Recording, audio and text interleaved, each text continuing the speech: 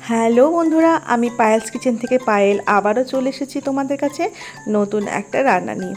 তো আজকে প্রথমেই দেখো কড়াইটা বসিয়ে দিচ্ছি, গ্যাসে জল দিয়ে দিয়েছি, জলটা গরম হচ্ছে আর তার মধ্যে দিয়ে দিয়েছি খানিকটা হলুদ আর দিয়ে দিয়েছি সর্ষের তেল।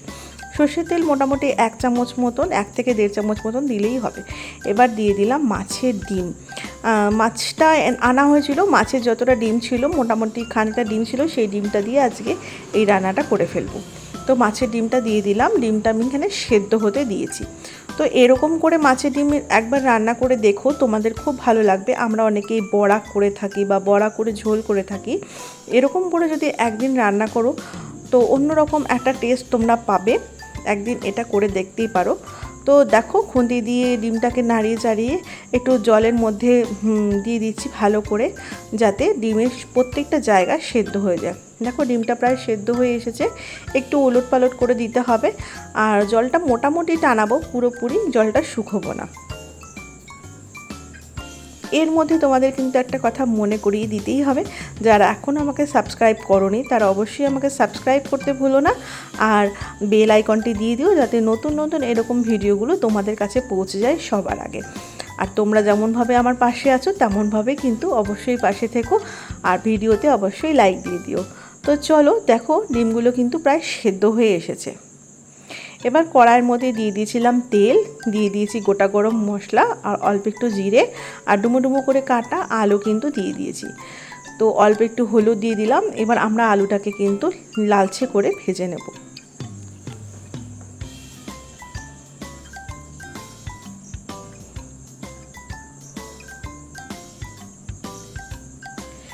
ভাজতে ভাজতে বলি যে মাছের ডিমের বড়া কিন্তু খেতে খুব ভালো লাগে।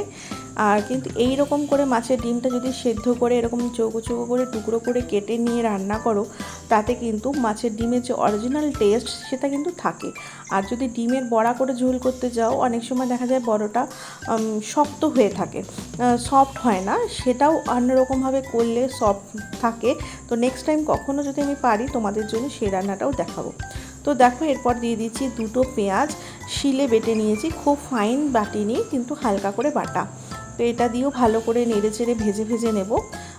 এখন পুরোটাই হচ্ছে কষানোর উপর ডিপেন্ড করছে কেমন স্বাদ হবে। প্রত্যেকটা রান্নার মধ্যে আসল কাজ হচ্ছে মশলাটা ভালো করে কষানো। তো এরকম করে ভালো করে নেড়ে চেড়ে মশলাটাকে কিন্তু আমরা কষিয়ে নেব।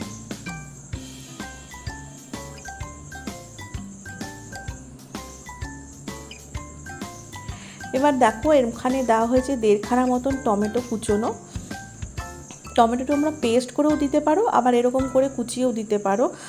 কারণ আমি কুচিয়ে দিলাম, কারণ এখনও অনেকটা রান্না বাকি আছে, আর এখন টমেটোটা মানে নাড়াচাড়া হতে হতে গলে যাবে।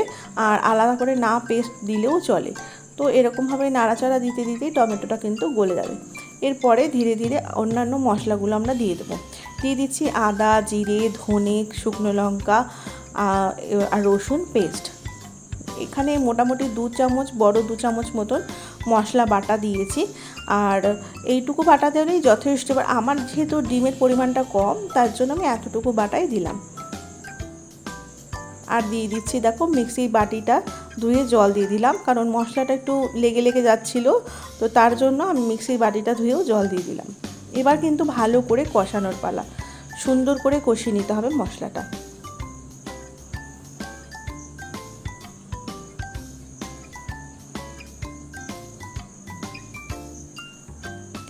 তোমরা আমাকে কিন্তু কমেন্ট করে জানিও তোমরা কে কেমনভাবে মাছের ডিম রান্না করে থাকো। তো আমি এরকম করে করেছি, তোমরা একবার ট্রাই করো, আর তোমরা যেমনভাবে করো সেটাও কিন্তু আমাকে জানিও অবশ্যই। এর মধ্যেই দিয়ে দিলাম সামান্য হলুদ পরিমাণ মতন।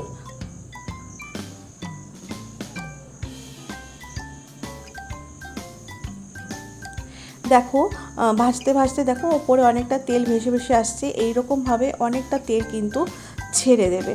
এবার দিয়ে দিচ্ছি কাশ্মীরি রেড চিলি পাউডার।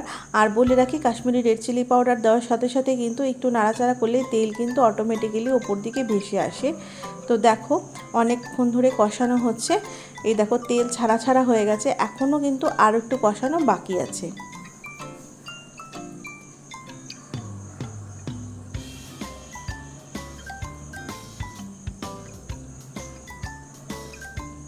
দেখো পুরোপুরি তেলটা কিন্তু ছেড়ে দিয়েছে, কড়াইও কিন্তু লেগে লেগে যাচ্ছে। দিয়ে দিচ্ছি সামান্য চিনি। এই চিনিটা যে দিলাম এর জন্য কিন্তু টেস্টের কোনো পার্থক্য ঘটবে না, শুধুমাত্র লবণ আর অত্যাধিক ঝাল যেটা জিভে লাগে ডিরেক্ট গিয়ে সেইটা যাতে না লাগে ওর জন্য একটা ব্যালেন্স রাখার জন্য কিন্তু এই অল্প একটু চিনি দেওয়া। এর জন্য কিন্তু এতটুকু মিষ্টি হবে না তরকারিটা। দেখো হয়েই এসেছে, কড়াই কিন্তু লেগে গেছে, লেগে লেগে যাচ্ছে। এই সময় কিন্তু আমাদের প্রায় মশলাটা কষানো হয়ে এসেছে। প্রথমেই যে বললাম মশলা কষানোটাই হচ্ছে মেন কাজ, কারণ মশলা যদি ভালো করে না কষানো হয় তাহলে কিন্তু সবজি বা তরকারি কিংবা মাছের ঝোল কিংবা মাংস যাই বলো না কেন সেটা কিন্তু টেস্ট আসে না। তো দিয়ে দিয়েছি গরম জল। আমি চেষ্টা করি একটু গরম জল ব্যবহার করতে, যাতে জল দেওয়ার সঙ্গে সঙ্গে ঝোলটা ফুটে ওঠে, নাহলে কাঁচা কাঁচা একটা টেস্ট দেয়। দেখো জলটা খুব অল্পই দিয়েছি, অত্যাধিক জল দেব না, কারণ জিনিসটা মাখা মাখা হবে। আর ডিম থেকেও আর জল ছাড়বে না, যেহেতু ডিম অনেকক্ষণ ধরে জলে ফুটানো হয়েছে, ডিম অলরেডি জল টেনে নিয়েছে। আর ডিমের মধ্যেও অল্প জল ছিল, যেহেতু ডিম সেদ্ধ করার সময় জল দিয়ে সেদ্ধ করেছি।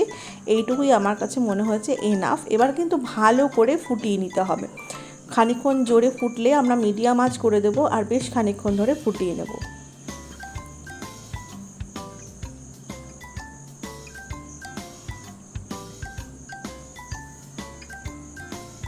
দেখো ভালো মতন টকবক করে ফুটে এসেছে। এখন আর একটুখানি ফুটে এলেই আমরা কিন্তু সার্ভ করে দেব মাছের ডিমের ঝোলকে। দেখো দিয়ে দিচ্ছি অল্প একটু গরম মশলা।